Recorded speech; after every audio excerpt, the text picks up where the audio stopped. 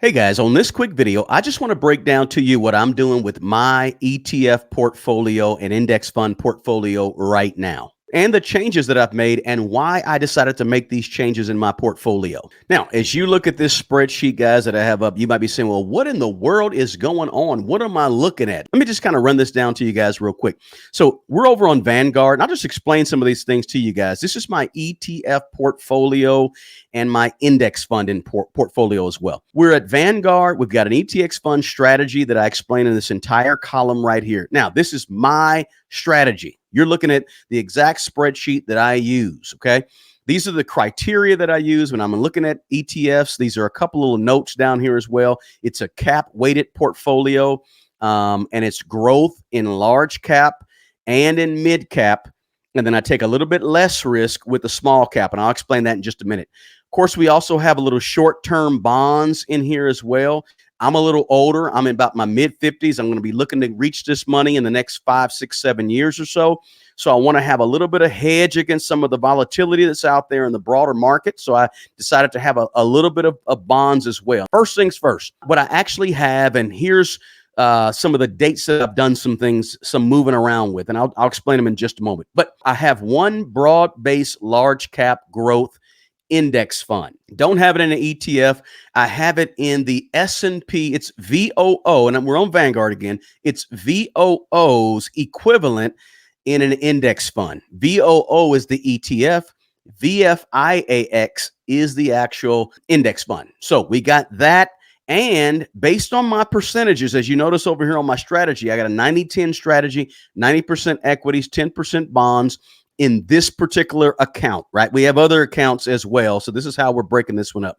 And we're allocated into 90% equities, 45% of those is large cap, roughly 15%. And these are all roughly numbers over here. 15% mid cap growth, 15% small cap value, and 5 to 10% in some sector specific, which I'll explain. So roughly 40% of the overall portfolio, which this portfolio balance right now is only around $13,000 or so, because we've been growing it sort of from scratch over the last year or so.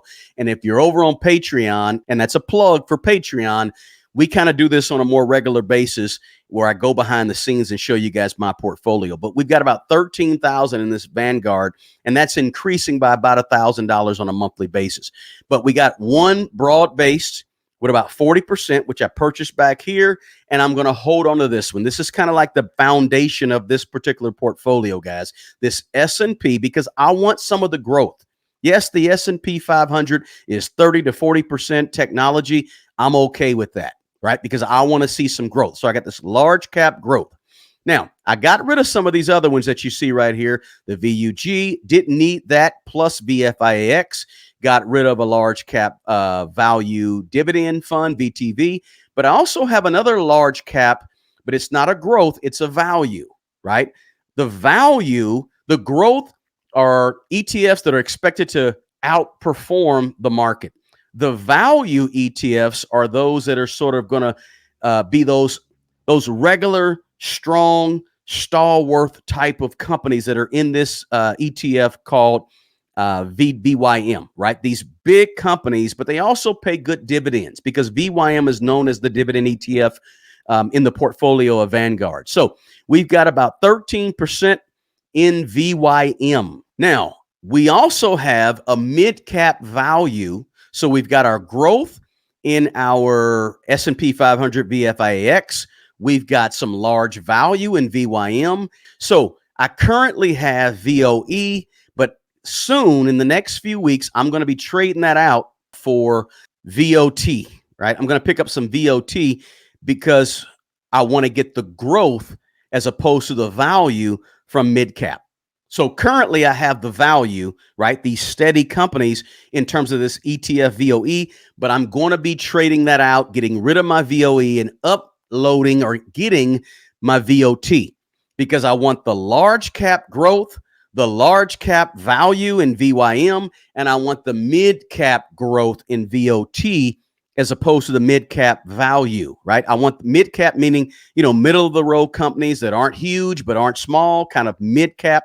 And so I want to get the growth, and I'm going to be making that trade very soon removing the mid cap value VOE, adding the mid cap growth VOT shortly. So I'm going to end up ultimately with a large cap growth index fund, a large cap value VYM, and a and a mid cap growth VOT. And I'll be getting rid of this one in about a week. Then I'm going to add a small cap value to sort of hedge against some of the volatility in my S&P 500. S&P 500, guys, has been on a tear. In the last 10 years, it's gone up 13% on an average basis over the last 10 years. That will not last, in my opinion. We're going to see some lower, I believe we're going to see some lower returns from our S&P 500 overall. And I think one way to maybe hedge against some of that is going with small cap. Now, one thing to know is that small caps are normally a lot more volatile than large caps, or even more volatile than mid caps, right? So instead of getting a small cap growth that's going to add volatility to the small cap ETF, I'm going to get the value small cap ETF, which is going to sort of taper down or hedge against some of that volatility we may see in the large cap.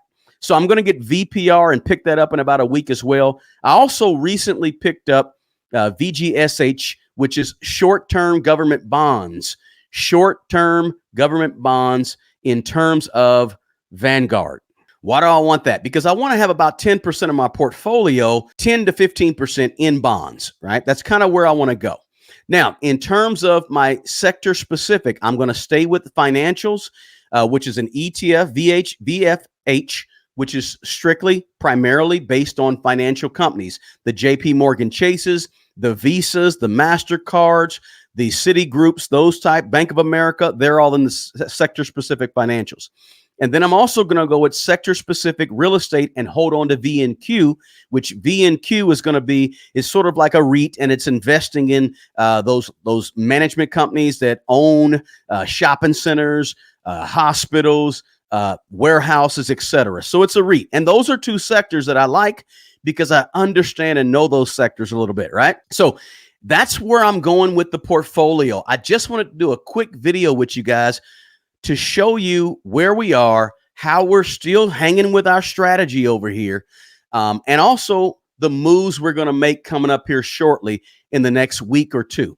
Just want to give you a quick glance of that, guys, and say, hey, if you got any questions or anything you want to ask me regarding the portfolio, please do me a favor. Feel free to leave a comment below, a question, and I will do my best to answer it. The goal of that ETF portfolio is in the next 3 to 4 years, you want to have that nearing $100,000, right? Nearing six figures invested there. But that's where we are currently with our ETF portfolio, and it's evolving, right?